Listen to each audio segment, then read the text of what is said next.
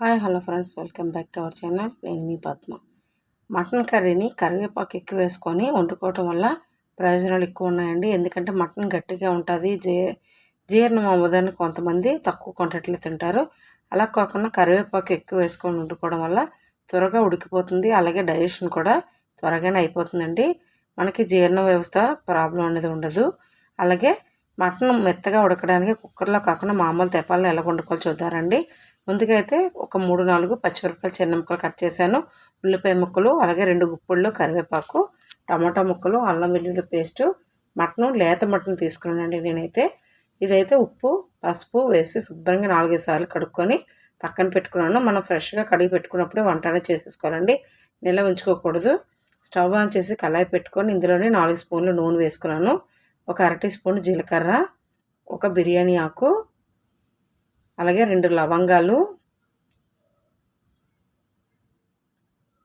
వేసుకున్నాను,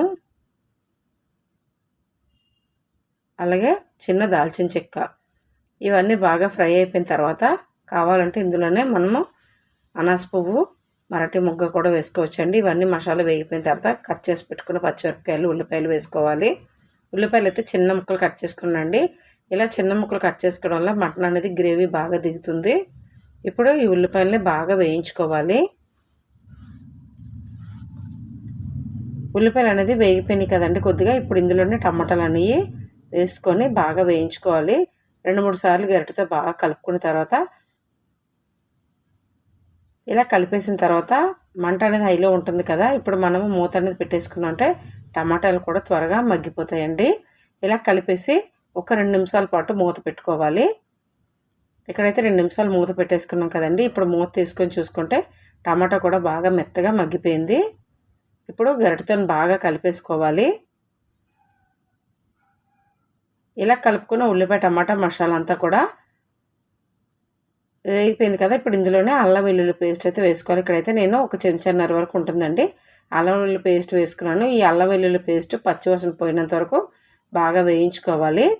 ఇప్పుడు ఇలాగా వేయించుకున్న తర్వాత ఇలాగా బాగా వేయించేసుకోవాలండి. ఒక 2 నిమిషాల పాటైనా వేయించాలి. ఎందుకంటే అల్లం వెల్లుల్లి పేస్ట్ పచ్చివాసన రాకుండా బాగా నీరంతా పోయి పచ్చివాసన పోయినంత వరకు బాగా వేయించుకోవాలి. ఇలా బాగా వేయించుకున్న తర్వాత కడిగి శుభ్రం పెట్టుకున్న మటన్ కూడా వేసేసుకోవాలి. ఇక్కడైతే నేను తీసుకున్నది అయితే లేత మటన్ అండి. 1/2 కేజీ వరకు మటన్ అయితే తీసుకున్నాను. ఈ మటన్ని వేసేసిన తర్వాత ఉల్లి టమాటాల్లోని కలిసేటట్టుగా గరిటెతో బాగా కలుపుకోవాలి. ఇక్కడ ఫ్లేమ్ అయితే నేను మీడియంలో పెట్టుకున్నానండి, మరీ హైలో కాకుండా. ఇలా పెట్టుకున్న తర్వాత మొత్తం మటన్ని బాగా కలపాలి. ఇప్పుడు ఇలా కలిపిన తర్వాత కూడా మనము సిమ్లో పెట్టుకొని ఒక 10 నిమిషాలు మూత పెట్టుకుని ఉంటే మటన్ అనేది బాగా మెత్తగా మగ్గుతుంది.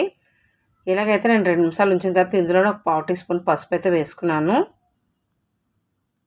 1/4 టీ స్పూన్ పసుపు వేసుకోవటం వల్ల మనకి మటన్లోని నీసు వాసన అనేది తగ్గుతుందండి. పసుపు వేసిన తర్వాత నేనైతే మూత పెట్టి ఒక 5 నిమిషాలు అలా వదిలేసాను.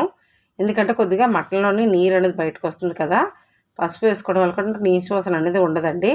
ఇప్పుడు మూత తీసుకొని మటన్ని బాగా కలుపుకోవాలి. మనకు ఉల్లిపాయ టమాటాలు కూడా బాగా మెత్తగా మగ్గిపోయినాయి.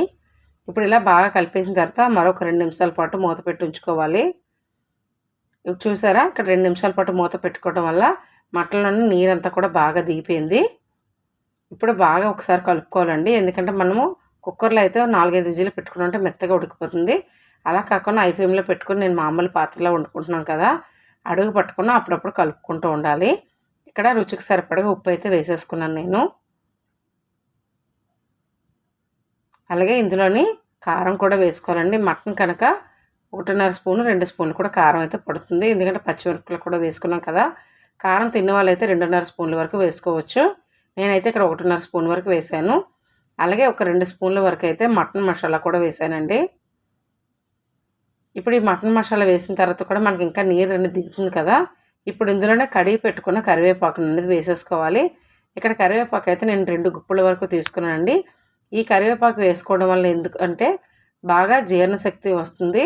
మటన్ తిన్నా కూడా మనకి తేనిపులు రాకుండా త్వరగా జీర్ణం అయిపోతుందండి కరివేపాకు ఎక్కువ వేసుకోవటం వల్ల. ఇప్పుడు ఈ కరివేపాకు ఫ్లేవర్ కూడా మటన్కి బాగా పడుతుంది. ఇప్పుడు కరివేపాకు వేసుకున్న తర్వాత ఉప్పు కారం మసాలాలు అన్నీ వేసుకున్నాం కదా, ఇవన్నీ కూడా మటన్ కలిసేటట్టుగా ఫ్లేమ్ అనేది సిమ్లో పెట్టుకొని బాగా కలిపేసుకోవాలి. ఇక్కడ చూపిస్తున్న విధంగా బాగా కలుపుకోవాలండి. ఫ్లేమ్ అనేది సిమ్లో పెట్టుకొని మొత్తంగా ఇలాగ కలిపేసిన తర్వాత ఇప్పుడు ఇందులోకి మనం ముందుగా అల్లం వెల్లుల్లి పేస్ట్ చేసి ఉంచుకున్నాం కదా, అదే మిక్సీ గిన్నెలోని 1.5 గ్లాస్ వరకు నీళ్ళని వేసుకొని బాగా కలుపుకోవాలండి.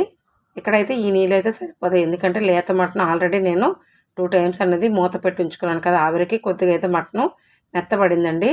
మటన్ ములిగినంత వరకు కూడా నేనైతే ఇక్కడ నీళ్ళని వేసేసుకొని మంటని మీడియంలో పెట్టుకొని మూత పెట్టేసుకున్నానండి. దగ్గర 10-15 నిమిషాలు అలాగ వదిలేయడం మటన్ అయితే రెడీ అయిపోయింది. దగ్గరికి అయిపోయింది కదండి. మటన్ అయితే చాలా మెత్తగా ఉడికింది, చాలా టేస్ట్ వచ్చింది. కరివేపాకు ఫ్లేవర్ అయితే మరింత టేస్ట్ పెంచిందండి. జీర్ణశక్తి కూడా బాగుంటుంది. నచ్చింది అనుకుంటున్నాను. లైక్ చేయండి, షేర్ చేయండి. Thank you for watching. Bye.